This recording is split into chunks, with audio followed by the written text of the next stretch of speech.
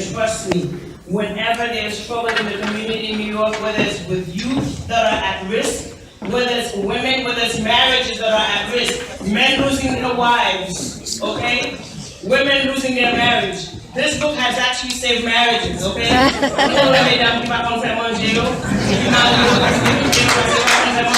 This book has saved marriages, okay? Trust me.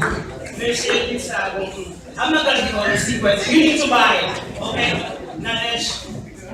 Good evening, everyone. It's been an amazing experience listening to everyone. I was very tempted to apply to the challenge, as Mona Lisa knows, that I'm very passionate about Haiti.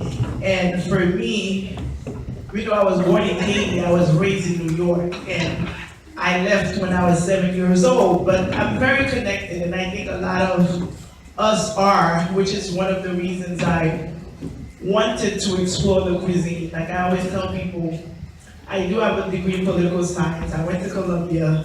So I am disowned by deciding to become a machine manger after getting an Ivy League degree.